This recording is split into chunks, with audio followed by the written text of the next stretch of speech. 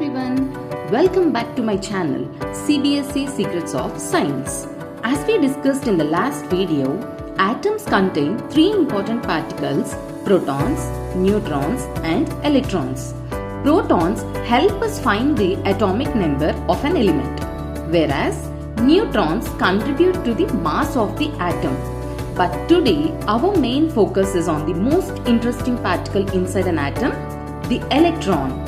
Electrons are not randomly present around the nucleus. They are arranged in different energy levels called shells. These shells are named K, L, M and N.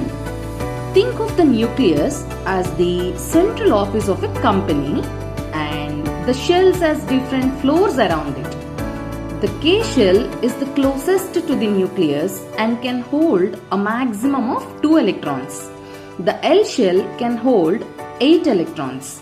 The M shell can hold 18 electrons and the N shell can hold 32 electrons. To understand electron arrangement better, imagine a classroom with rows of benches. Each bench has a fixed seating capacity, right?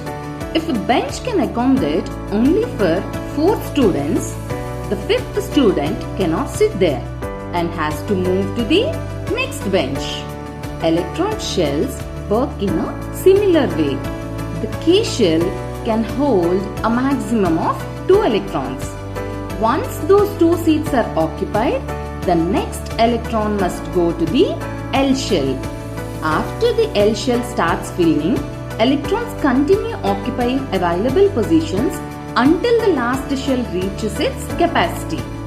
This is why electrons are arranged in shells in a specific order instead of being randomly distributed around the nucleus. Now, here's something even more interesting. Just as students feel comfortable when they have a proper seat, atoms become stable when their outermost shell is completely filled. This idea is called the octet rule. Most atoms try to have 8 electrons in their outermost shell to achieve stability. To make this easier, let's open the Z periodic table 3D atom model and see how electrons are actually arranged inside different atoms. For example, look at hydrogen. It has an atomic number of 1, which means it has only 1 electron in its K shell. Now, look at helium. It has 2 electrons, completely filling the K shell. After the K shell is filled, electrons start entering the L shell. That's why lithium has an arrangement of 2 and 1. 2 electrons in K shell and 1 electron in L shell. As we move across the periodic table, electrons keep filling these shells according to specific rules. The electrons present in the outermost shell are called valence electrons, and these decide how an element reacts with other elements. Understanding electron arrangement and valency is the key to mastering the periodic table, chemical bonding, and many important questions in your CBSE Class 10 board examination. So let's explore these atomic models one by one and see how electron arrangement changes from element to element.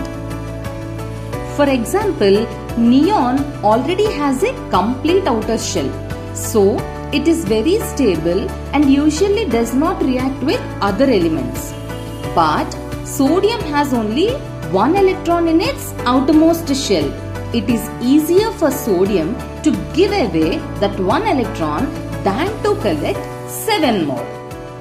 Chlorine, on the other hand, has 7 electrons in its outermost shell and needs just 1 electron to complete its octet.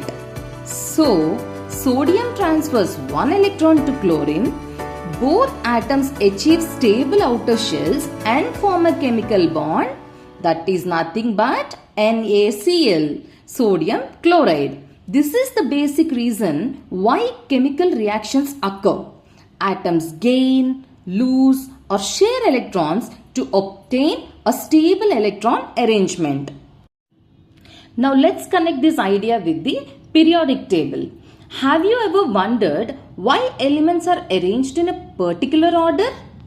Is it just based on atomic number? Not exactly. The position of an element in the periodic table is closely related to its electronic configuration. Let's look at some examples. Hydrogen has 1 electron, lithium also has 1 valence electron, and sodium also has 1 valence electron. Even though they have different atomic numbers, all of them show similar chemical properties because they have the same number of electrons in their outermost shell. That is why they are placed in the same vertical column called a group. Similarly, elements having 2 valence electrons are placed in another group.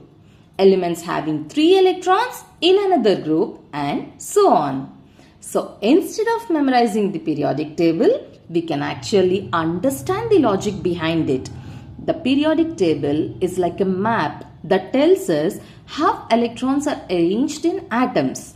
Once you know the electronic configuration of an element, you can predict its group, valency, and even its chemical behavior.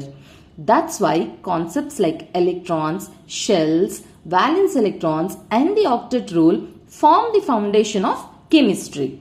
In the next video, we will learn how to find the valency of an element in just a few seconds and use it to write chemical formulas easily. Stay tuned.